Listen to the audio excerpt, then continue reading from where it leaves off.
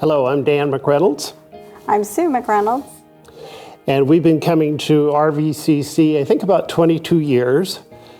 We have 4 kids and 4 grandkids. The real story is that we were active in a local church that went through a really ugly church split, and we were fairly traumatized.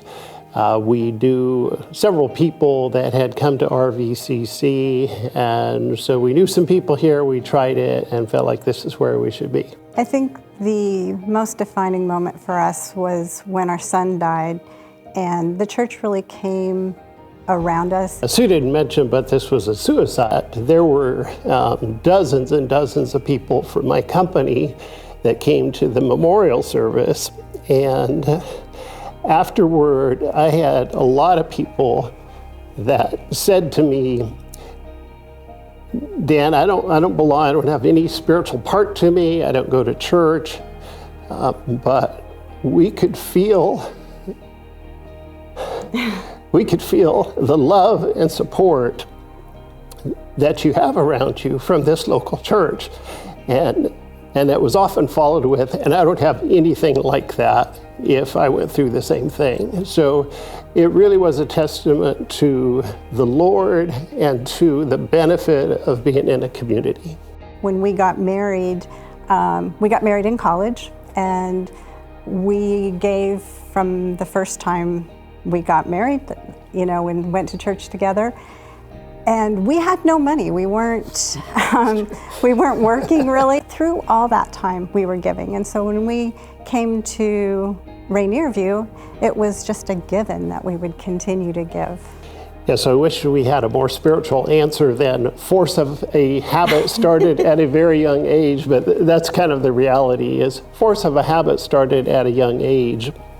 And I would say the challenge for us now, we're obviously not young people anymore. Speak for yourself. Yeah. I'm not a young person anymore. So retirement, I think, is a challenge at a couple of levels. I've worked at the same company for 33 years. It's a big part of my identity. So I'm looking with some trepidation at that transition because I think I'm going to miss it. And then financially, I know I'm going to miss it. I was thinking this morning that I have gotten a paycheck from a company since I'm going to miss that. But seriously, I remember how proud I was when I had a job working as a box boy at Safeway and just getting that first real paycheck. The reality is that's been a regular thing for a lot of years. And so transitioning off of that and not having employment income is a little weird, it's a little scary. And so when we think about giving, the reality is there's going to be way less income, but at the same time, there are assets that have built up over the years. So our whole marriage, I've been the one that's paid the bills every week. I've been the one that has written the check, or now using push pay. I've done all of that.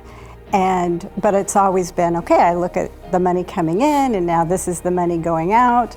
And I'm not sure how to do that when there's no money coming in. Yes, we look at this, these assets in Dan's very detailed spreadsheet. It's a great spreadsheet. Just, how does that work? And that is scary, and we don't know how that's going to work. But we do know a big part of that is going to continue to be giving because we want to be faithful to the Lord. This was maybe 6 months ago. I remember Jeff had in a sermon just a sentence about we all tend to worship at the altars of comfort and security. And that was just like a bolt right through me, because those are altars that I am prone to worshiping at. And so the discipleship element of the All In initiative, I think, is really getting to that. It's really getting to, at the purest form, who is my God? Who and what is number one? Wherever you are, whether you're giving a little or you're giving a lot, it's going to make a difference. And the Lord doesn't care where you're at financially. what the Lord cares about is your heart, and that is what this is all about.